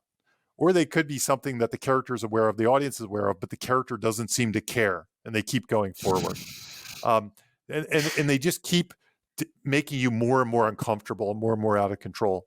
So another one I have is like naked, not afraid. This is the classic, like removing your clothes, getting rid of your weapons, something like that. Even Taking though you off know your helmet, your space helmet, like in exactly. Prometheus or something. Putting your gun right? a little too far away, It's a great or one. something, Yeah. And then I have a bunch that are like atmospheric, like all too peaceful, all too quiet, horrible smells and sounds. Something I call howls in the dark, like screams or Blair wolves, Witch. Or something. Blair Witch. It's Blair Witch is 100%. Yeah. Bad weather, messiness, just kind of something being unusually messy, disturbing decorations or something creepy markings, things like that, signs of death. So I'm kind of rocking through these really fast. Other ones are like evidence of evil. There's like some ominous evidence, like so if you see some evidence that something horrible happened, or something that ties together with the monster in the story, that could be ominous. Chekhov's chainsaws. I mean, a Chekhov's gun. If you see like a knife missing from the block, or something like that. If you see the big samurai sword sitting out, right. These are kind of the Chekhov's. You should call the book Chekhov's Chainsaw. Chekhov's Jamie. Chainsaw. Shit. Yeah. And there's a whole bunch of supernatural ones, like they're here. Where's the dog? That's another one that happens. Like, where's Fido? I call it. And then there's cinematic ones like cat scares and killer POVs, through the mask and stuff like that. Yeah. I'll be right back. So there's all kinds of these. So I'm not going to go through all of them. I went through plenty to give you the idea. So what I did quickly was I analyzed that final scene just to give you a feel that these come in two places. On one hand, they come in a macro level, like in a slow burn horror movie or suspense movie, that we know something bad's going to happen around page 50. And slowly one of these things happens after another until it blows up in our face. But they also happen in our scare scenes. The one I kind of broke down for the potential book was I did the Conjuring's the clapping scene, the famous clapping scene, and I also did like I broke down Jaws. Jimmy broke down Jaws last time, so I took some of that and added to it. I think when we did Jaws, you awesome. kind of broke it down very Yeah. similarly. Yeah. So anyway, here's another one: The Silence of the Lambs. So she first, this is the scene that we just talked about, the misdirection scene. They break in, the person's not there. We see Crawford say, Clarice. Now, I don't know what that is, but that is a dread one. I haven't labeled that one yet. I need to figure out what that one is. But I think it's the bomb under the table, because when Mm-hmm. the door opens, we know he's the killer, but she doesn't. So it's a bomb under the table. We know this is bad, and she is out of control and doesn't know what it is. I also track these with a thing I called the dread meter that goes from 0 to 10. So Ooh. I think that bomb under the table takes us up to a 4 already. That's what I'm labeling it. I'm like, we're already at Okay. a 4. There's a bomb under the table. So then we get this thing called freaky friendly. So it's freaky friendly is why is this person acting weird? So he's creepy yet overly friendly. And it's obvious, instead of like being, no, I can't help you, I'm going to shut the door. He's bringing her in and looking for the name and stuff like that. He's kind of playing around along, and he's being really freaky and weird about it. So he's not even really, from our perspective, I mean, he's a weird guy, but he's not even really hiding it. So again, dread goes up to 5. We ticks up a little more. The place is messy as hell, and she's instantly on to all the junk and the trash.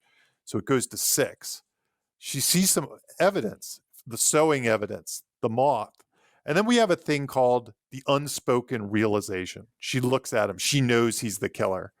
And he knows she knows. Like, that's kind of, it's almost what always happens in movies. Like, we kind of know once one person figures it out, the other person kind of figures them out. So Dredd goes to 8. And at that point, he makes his first move. Now, the thing about Dredd is once they make their first move, tension relaxes a little bit, but we wind it again. So I'm going to set the meter back a little bit. And she follows him, and she starts hearing screaming, the barking dog. So that's the howls in the dark. Dredd ticks up. We're at a 2 now. She moves deeper and deeper. She's entering the kill zone. She's getting away from the front door. We know this is bad. So Dredd goes to 4.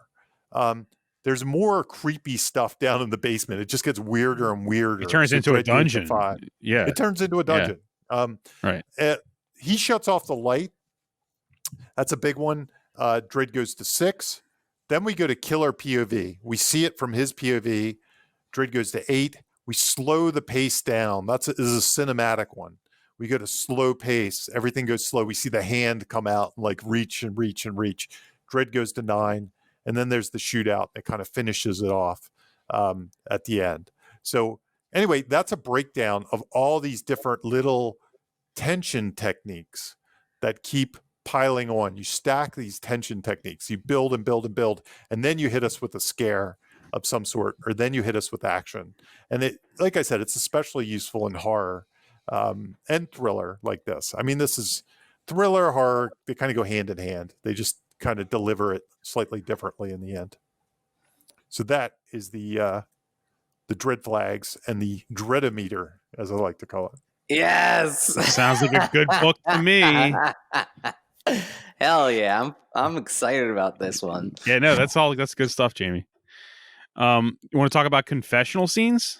Yeah, so I just put this on here. I want to breeze through it because I think the art question that's coming after this, and I did that on purpose right before the art question, is the longer discussion. So I think this movie has there's something called a confessional scene, and that is basically it's this term I learned it from Jack Epps Jr., who wrote Top Gun, Secret to My Success, the screenplay for Dick Tracy, Anaconda, Legal Eagles. He had a lot of big hits in the late 80s and early 90s. I took a seminar of his out in California in the early 2000s that was like really impactful to my career, to learning. And there's another teacher named Jim Mercurio who also was, a lot of the teaching at a lot of those creative screenwriting expos back in the late 90s and early 2000s. And Jim calls this the killer share. Not exactly meant to be on the nose killer, but the killer share. And it is like that moment where it doesn't even have to be the hero. It could be a side character, like in Die Hard. It's where the character finally reveals some important piece of history that informs their inner, emotional problems and their wounds and their flaws. And some famous examples, Woody in Toy Story, he's underneath like a crate, so the composition actually makes it look like a confessional. He's in a confessional booth, right? He's stuck underneath a crate and he's talking through the spokes of the crate to I forget the other toy, and he says, "What chance does a toy like me have against an action figure? I'm the one who should be strapped to that rocket." He admits his jealousy. And in Die Hard, it's when Al says, "I had an accident. I shot a kid." When he explains why he's never used the gun, it's that type of thing.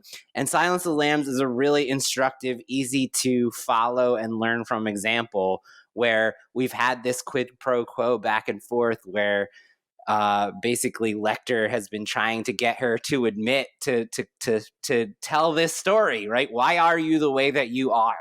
And finally, she reveals it, and she tells the story of how she heard the lamb screaming while they were being slaughtered. And she took the lamb and ran, and it was so dark she couldn't see her way, and it was so cold she could barely run, and the lamb was too heavy, so she couldn't keep carrying it. And the rancher that she was staying with caught up to her and punished her and put her in like an orphanage. And so that traumatic moment is the whole reason she joined the FBI. It's the whole reason she is on the mission that she's on, and it's informing all of her actions in this movie, right? She wants to keep the innocent from being injured and hurt by people who are intend to hurt them. So I think this is a really easy to understand example of how to use that confessional. And I think it's even kind of cool that he sort of is dressed like a priest, like he's in all white, he's very stark, he's dressed like a religious figure in this moment. She's on one end of the box, he's on the other. It's like a confessional booth. It is even framed, the setting itself, like a confession booth, right, of its own. So it can be argued he has fatherly vibes too. Yes, right. Right. So you know what I mean? Very even on, aesthetically it feels like a confessional, right? So yeah, it's just that I thought this was a good example of how to do that right. And it's also he's been begging for it the whole movie. So there's been an anticipation to that scene. Yeah, we've wanted that answer. That's another example of how to as do much as he exposition. Does. Yeah, exactly. Yeah. So it's super satisfying to finally hear it. Yeah, right. And that brings us to talking about, does Clarice have an arc? Which, that's a good discussion, right? Like it's. Yeah, I don't know. That's why I asked. It's a big I don't know. Yeah. It's interesting with this movie because on one hand, she seems like somebody that gains agency toward the end of the movie. Like she starts out maybe somebody that's unsure of herself or, lacks confidence. What was that old thing I used to always say that we never say anymore? Like there's two types of arc. Get it wrong too. Yeah. And it was, isn't it three?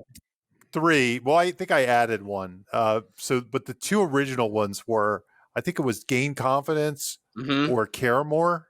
They were the two arcs. Team is the third one. Work as a team is the addendum I kind of added to it. Yeah. And I think she has a Gain Confidence arc in this. I think she goes. Sure. She definitely does. She does. There's a rite of passage as she goes from FBI candidate to FBI agent by the end, and she is a fully blown FBI agent. They don't dwell too much on her need. I don't know. Yeah, they don't problem. Really. Her inner, yeah. They almost do it more through the performance, I think, than they do it through expressing. That's why I wanted to ask. And the whole lamb still crying thing, I always thought that. Here's a weird thing I'll say. I never totally got that. It's always felt very surface level. Are your lambs still crying? Because I guess the hint is that she's trying to save the this victim. She's trying not to fail as saving the lamb. She failed when she was a kid, She and now she failed doesn't. once, and now she doesn't She want to do won't it fail again. this time. But Right. I'm not sure that I've always been able to connect it fully with the going from like newbie to mature cadet. You know what I mean? It doesn't feel as cohesive as you would think. Yes, I agree. Yeah. I don't know. For me, it kind of plays because she's a kid, and the story she tells, like Jimmy just laid it all out. And now, she is an adult woman trying to live in this man's world. The movie makes it very clear. We didn't talk about that. We didn't talk about that. The movie makes it putting that on there because we went from Barbie to this, and she has very similar problems that Barbie does. I was going to say it's very much a patriarchal system. Absolutely, and society is the villain in that way, big time. Yeah. Yes. They look her up and down. They hit on her. They look down on her. Like, can she even do this? And her boss, who she kind of even trusts, uses her womanhood as a way to get another guy out of the room. Remember? Yeah. And then he apologizes for it and says it's no big deal. Right. And she's like, it is. Yeah. It is a big deal, actually. Yeah. And then the one part that I never quite understood about that, and it kind of speaks to this, was the weird handshake close up at the end. Yeah. Like, was that supposed to be like he does want to have sex with her, or is that just like we're equals now? I'm always like interpreting that. I think but I think it's not cut and dry. I think there's an intimacy between the two of them that it's not exactly defined, but Hannibal is not very intimate with many people, so it's not necessarily sexual. You could read it as sexual, obviously. Oh, I think he's talking about Crawford, Bob. He's talking about I thought you meant the hand touch. No. Oh, okay, never mind. Lecter asks sorry, Jamie. Lecter asks her in the interrogation between Lecter and Clarice, where he's like, do you think he wants to have sex with you? Do you think he is doing this just to gain your affection? And plants that seed for us as an audience, and I feel like that moment is ambiguous. It's sort of like playing with, like you said, Jamie, it's like, is he? After all this, does he just want you? And that's what this has been all about. It doesn't really answer it. For me, it never read like that. To be honest for me, it did. I was really like, this could be gross. Ugh. That scene always stands out to me. Like, why did they add this? Because there's something about her hand and his hand, the way it's shot. Yeah, it's the dread flag resume, Jamie. Yeah, it could be. And then it cuts to a close-up. I always read it as a sign of respect. Okay, and then it cuts to a close-up of him, and to me, his smile is a little extra. I don't know. It's like, gross. Yeah, there's the two dread flags. Okay. Yeah. And I can't say for certain that's what they mean, because I think some people do interpret it like you did, Bob, where it's like she finally is able to meet him as an equal and have a handshake. But I don't. Every time I watch it with the close-ups and it doesn't read that way to me. The close-ups, the reason I read it as a sign of respect. Interesting. I felt like the filmmaking was telling me that, but I'm open to it. Might be that, I guess. It could just be me reading into it. I don't know. Demi's passed away, so we can't ask him. Shit. No, but go ahead. Every time I watch it, that particular handshake stands out to me. It's like that's the thing. I'm like, to me. I'm always like, that handshake is a weird choice. Can we leave? What's going on? I don't. God, I'd have to look at the scene again, but I don't feel like Clarice feels weird in that scene. Do you? I see. For me, here's the way but honestly, it's all me. This is my interpretation. Okay. I don't know if it's there. All right. To me, there's a look at her like, maybe he does want to screw me. Yeah, that she even has that response she's had to all the other men that came before. It's like, it's like an unexpected new threat, shit. Yeah, even now I gotta be on guard. Yeah, I feel like that's measurable. It's possible. Yeah, no, it's possible. Yeah, no. But as far as a lot of it is. It's just me interpreting it. So there's nothing. I don't think that's a bad interpretation. I just went a different way. Jamie, I felt those very things. So I don't think it's just you.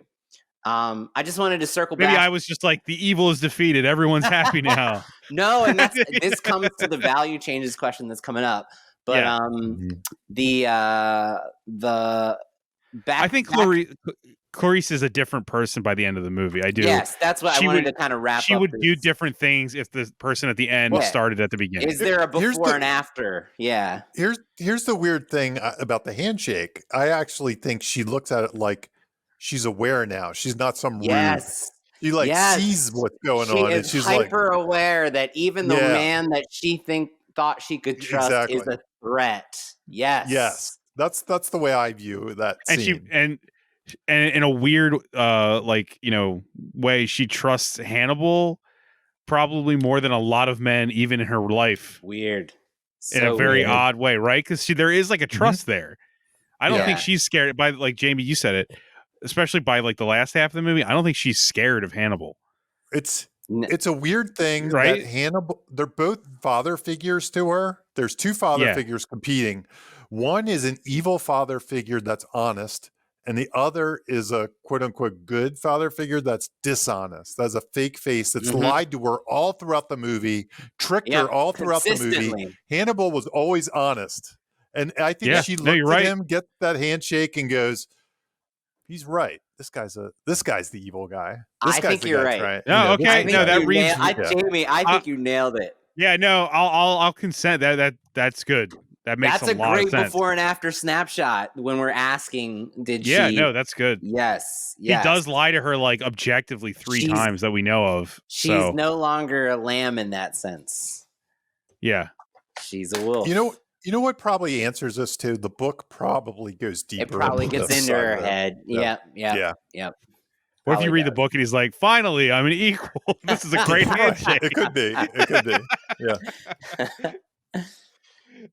Okay, so that I mean, do we have anything else on her arc that we No, wanted I to- just, you that's- guys kind of, we just answered. I was like, is there a before and after snapshot we can point to? And I think what you just described, Jamie, is very measurable. I felt the world it. the You put world didn't words to change. it. She did. She She did. understands the terrible world better, Mhm, right? Like that's the kind of change we're talking. mhm. So we have our next one is called about value changes, but this is Yes. coming from a listener of the show. This is somebody Yes. who emailed us, and this fits into talking about this movie, right? Yep. And I hope I'm saying this right. I hope I'm not mispronouncing names. The Jamie Flair, but his name was Aaron Such. Such? I don't know. Such Yeah. or Such. He asks, in Save the Cat, and also I believe Story by McKee, they discuss going from a positive to a negative value change or vice versa in a scene. And if your scene doesn't do this, then cut it. I think the goal is to show an incremental and gradual shift along a character's arc from beginning to the end of the film. In a future episode, I would love it if you guys could discuss this topic and show examples of it in a film. I struggle with this concept because let's say you have 40 cards to fill out. Are there 40 different changes your character needs to make in order to complete their overall arc? Thank you for writing, number one. Yeah, thank you, Aaron. Appreciate the Yeah. question, too. It's a great question. And this is a really complicated topic that most people, I don't even know how many people use this because I think they punt Mhm. it because it's so hard to wrap their head around. Like I think a lot of people just Yeah. punt this idea. I don't think that. I think they are overthinking the technique. Is at least in what I know about what I know when I've used this, and I don't really use it other than intuitively. Yeah. It's not about tracking an arc or choices that change the arc. It's way more situational. And not about tracking of any way, shape, or form a character's what's the word, trajectory, negative or positive. And I think that I can see why you would compare, lump the two together, right? Because you're tracking a character's arc. Are they arcing positively? Are they arcing negatively? So you hear those positive and negative value change, and it makes you go, "Oh, these must be related." But I don't think it has anything to do with that. No.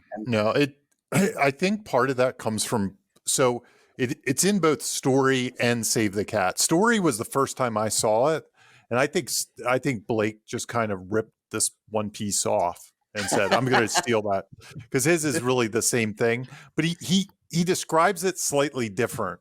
Oh, Jimmy really? has the Oh, Jimmy okay. has the quote from Story, which Hmm. and if you know the quote from Blake, that's where you might think it's character arc, because what Blake describes it as. Mm. So I'll read Blake's first, and then you can read Story. Okay. But Blake describes it the plus minus. So when Blake describes it, he's describing it when he talks about the board when you make cards, and I think the question had cards in It it. did. It did. Um, It did. so this is when you take your beat sheet and you turn it into 40 index cards, and each one has like a scene on it. It might say Clarice talks to Hannibal Lecter or something like that for the first time. And then he has a couple things. He has one for conflict. What's the conflict in the scene? And then there's the thing called plus minus, which is it's the value change. He calls it the emotional change. He says the plus minus represents the emotional change you must execute in each scene. And then he says, think of each scene as a mini movie. It must have a beginning, middle, and end. And it must also have something happen that causes the emotional tone to change drastically from plus to minus or minus to plus. And I'll be honest, if I haven't read the original Save the Cat in a while for this part, I think that's all he really says about it. So Okay. it's that's Okay. it. That's all he gives you. He's So like, an it's emotional very change vague. must happen. Yeah. It's very Yeah. vague. Yeah. Yeah. So There's no McGee, how there. There's no how there. no. And Yeah. the McGee's is more macro, as I remember. You can read it if Yeah. you want. Like, okay, I'm gonna read it. It's really long-winded, but I feel like in order to understand the question, we have to hear the long-winded context. Okay. Go for it. This is directly from Story, and it is a scene for Robert McKee on value changes. A scene is an action through conflict in more or less continuous time and space that turns the value charged condition of character's life on at least one value with a degree of perceptible significance. Ideally, every scene is a story event. Again, McKee is like a lot to swallow. Look closely at each scene you've written and ask, what value is at stake in my character's life at this moment? Love? Truth? What? How is that value charged at the top of the scene? Positive, negative, some of both? Make a note. Turn next to the close of that scene and ask, where is the value now? Positive, negative, both? Make a note and compare. If the answer you write down at the end of the scene is the same note you made at the opening scene, you now have another important question to ask. Why is this scene included in my script? If the value charge condition of the character's life stays unchanged from one end of a scene to the other, nothing meaningful has happened. The scene has activity, talking about things, doing this, doing that, but nothing has actually changed in value. Therefore, this is a non-event and should not be in your script. No scene that doesn't turn. That's our ideal. We worked around every scene from beginning to end by turning a value at stake in a character's life from the positive to the negative or from the negative to the positive. Adherence to this principle may be difficult, but it's not impossible. There you go. Yeah. There you go. So here's how let me give you the simplified version that I teach for this. So I did a webinar. You can buy it. It's like, I don't know what they call it exactly on Save the Cat. That's about filling out your board. And I had something on this, and I used my method, the way I teach this when I teach college students and stuff like that. I say, who's the hero of the scene? Like, whose side are we on? Who are we trying to, there's some hero, they want something, they're trying to overcome an obstacle and achieve a goal.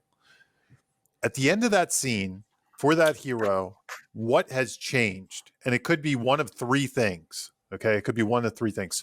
Circumstance, they could have won the lottery or something like that. They could have, something happened. Knowledge. Inherited something, right? Inherited something. They could have stolen something, whatever it is. Or they could have killed their enemy. I don't know. It could be all of those things.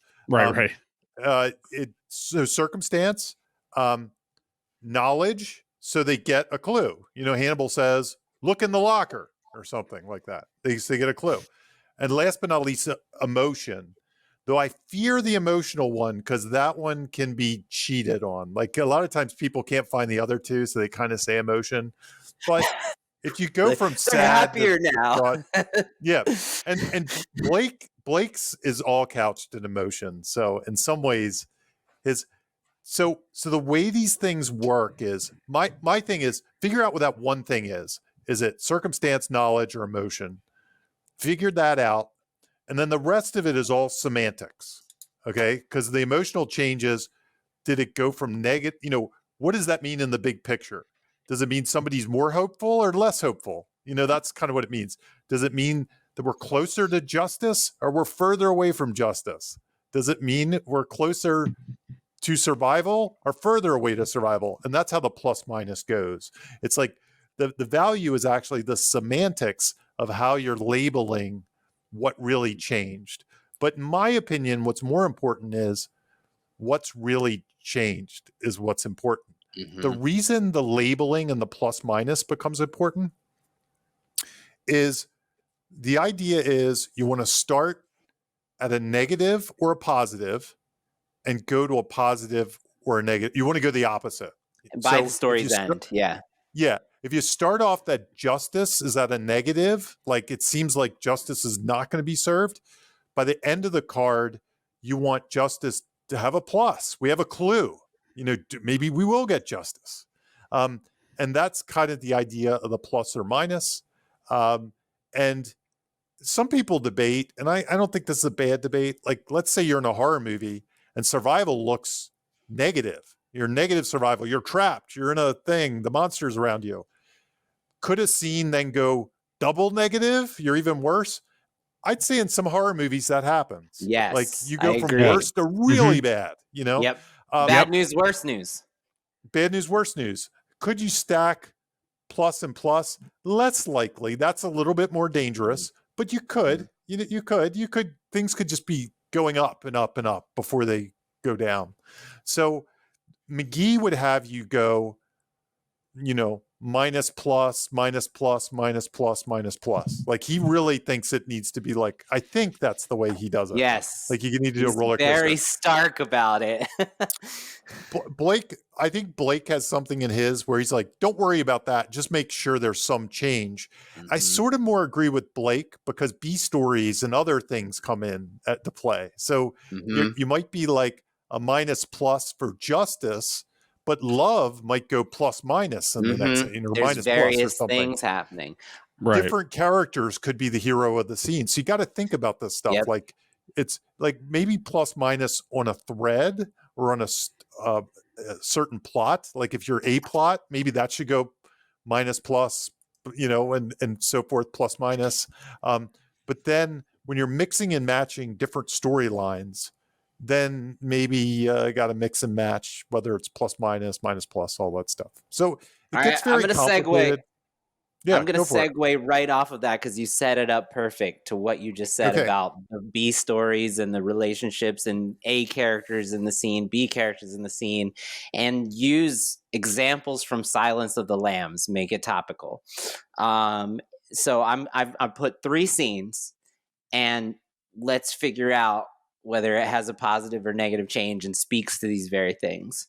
So the first scene that I mentioned is when she's visiting him for the last time. He's been transferred to the Memphis courthouse cage before the face ripoff thing. And the clock is ticking based on like what they know about Buffalo Bill's modus operandi. They know they only have like a few more, maybe even hours to find her before he kills her and does his thing with her. So the stakes are high.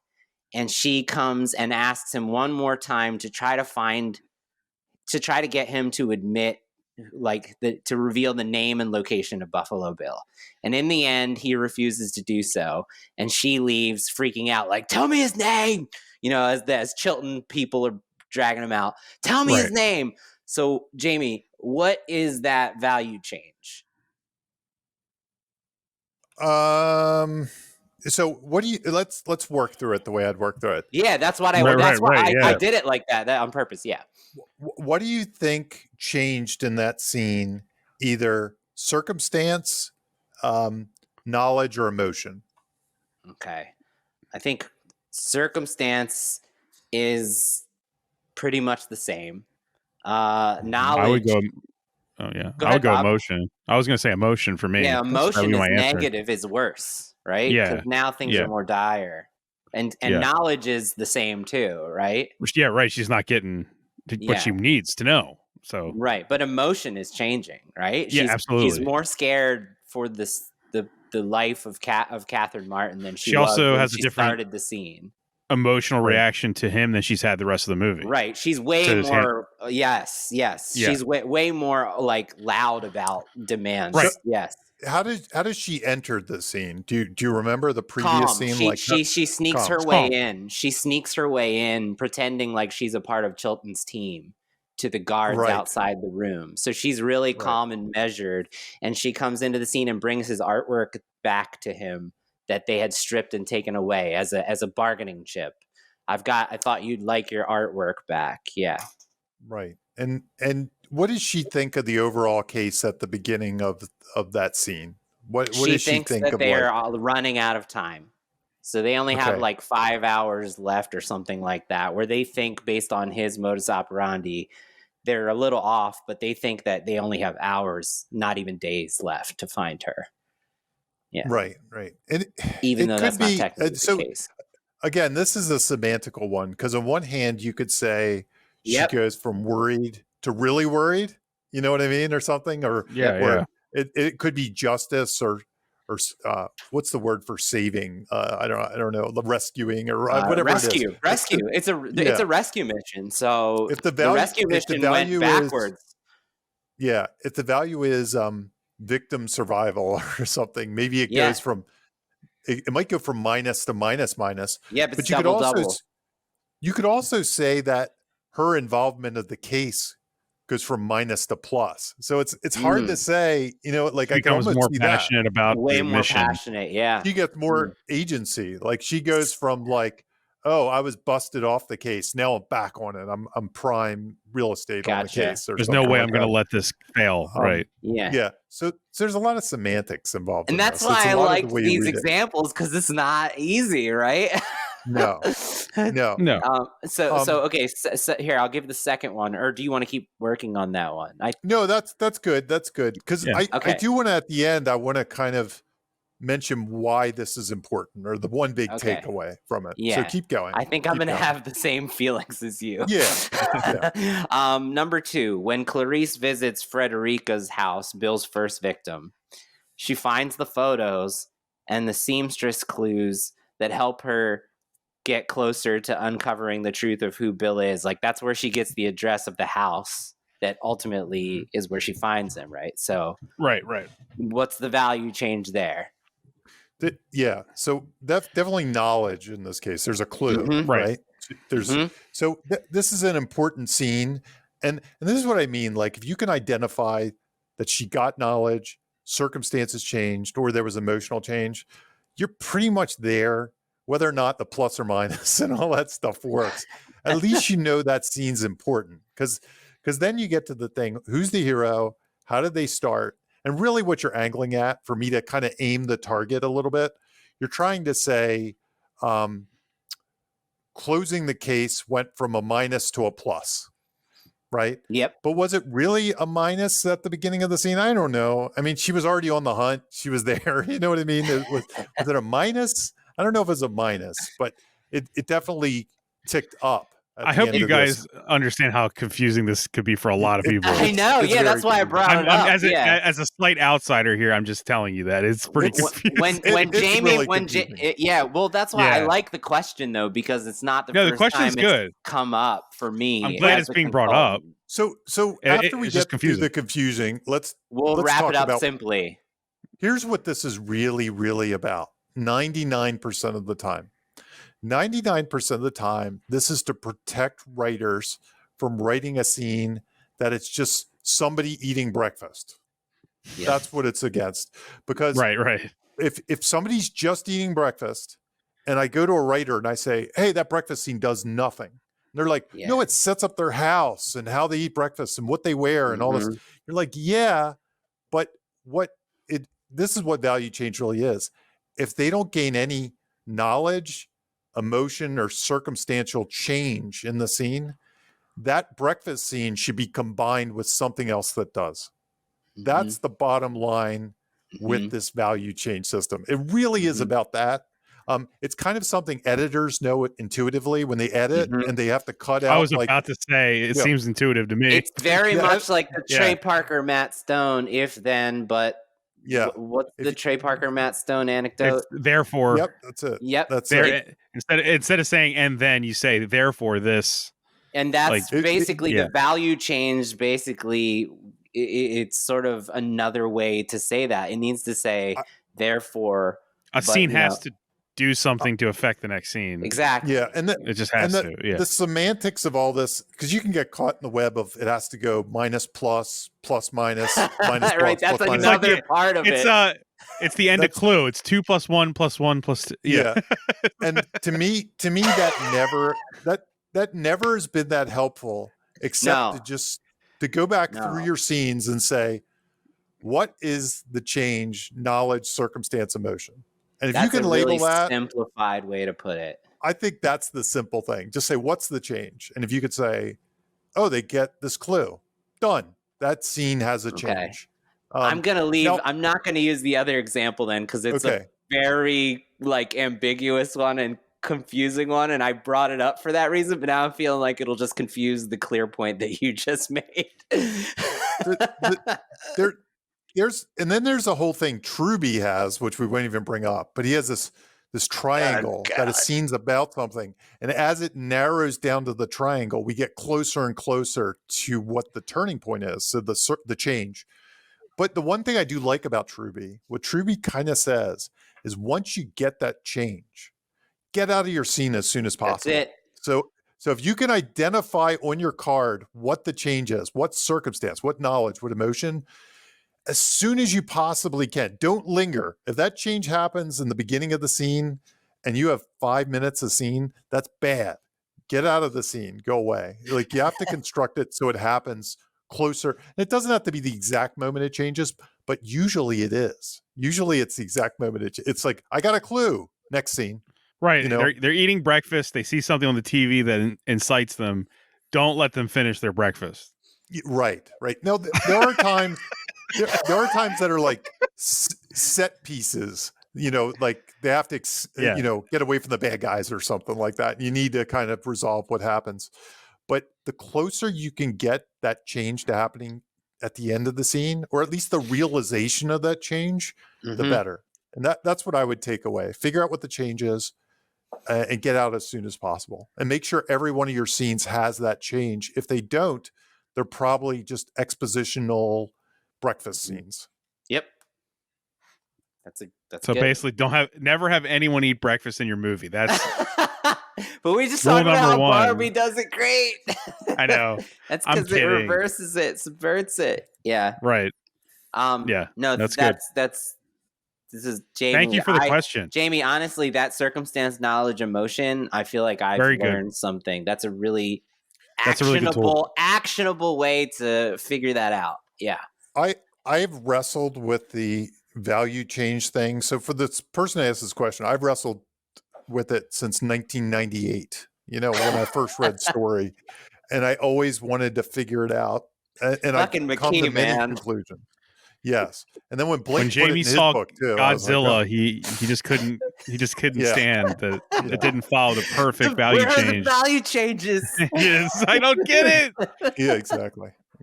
I mean, Truby's is in some ways the most interesting to check out. So Truby what is Truby again for the listeners? I'm sorry. John Truby is another writer of books like this. He's probably like okay.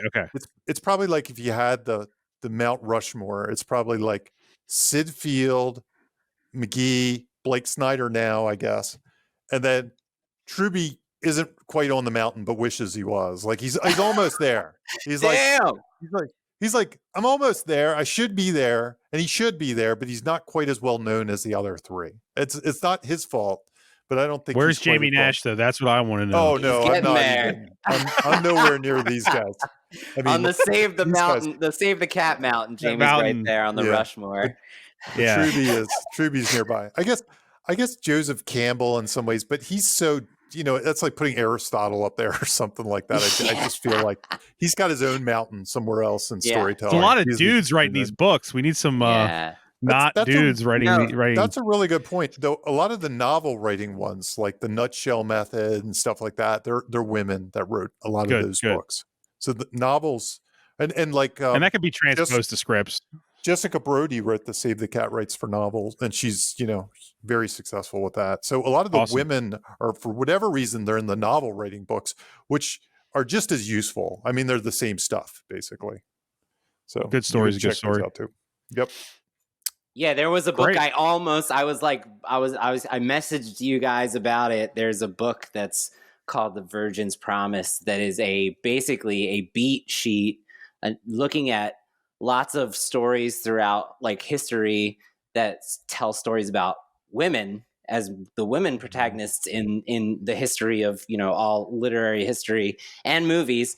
And I was like, I totally forgot about this book until like an hour before this episode. And I wish that we had done the Silence of the Lambs beat sheet comparing it. I thought it would be cool. So maybe another time we can talk about that one. That would be cool. There's probably another movie it fits. There's another one similar to that, I think, called The Heroine's Journey. They're like almost the same thing. Yeah. Yeah. Because I had a client who wanted to write a story like that. So she kind of pushed me to like, help me write one of these. So I kind of studied it for that reason, because she really wanted to try that. It worked great. I mean, it's just another strategy. That's awesome. That clicked with her. Just another tool. Yep. Yeah. Well, overall, thank you, Aaron, for the question and for writing us. We and if anyone else, what is it? What's the email? Blockbusters podcast @gmail.com. If you've got questions about the Silence of the Lambs episode or about another episode, or you want to hear us talk about a writing technique question like the value changes one we just did, write us. We got two more emails since the last one. I'm very pumped about that. You give me a reason to check it, and they led to this good question. So yeah, please send us any questions you have. Awesome. Is there anything else you guys want to plug or tell the people while we're at the end here? I will just say I just got more. I booked until December, so if you're interested in getting a set of notes from me, my next opening, we're in the last week of August, and for anyone listening, of 2023, and my next opening is December week 2 of 2023. So let me know. Let Jamie juice you up. Jimmy, sorry, you guys and your names. Jamie, you got anything? I'm teaching a class in September. If anybody's interested, it's a class I teach every now and then, but it's a very small group, only 8 students, so it's a lot of hands-on. It's a beat sheet class. Basically, you come with an idea. By the end of the class, you leave with an outline, and you get a lot of me telling you what to do and pushing you around and telling you about value changes. No, I don't say anything about value changes. But anyway, that class is in September. You can, if you want to know more about it, you can either find me on Twitter at Jamie_Nash, or you can go directly. It's a Save the Cat class. You can go to savethecat.com and sign up.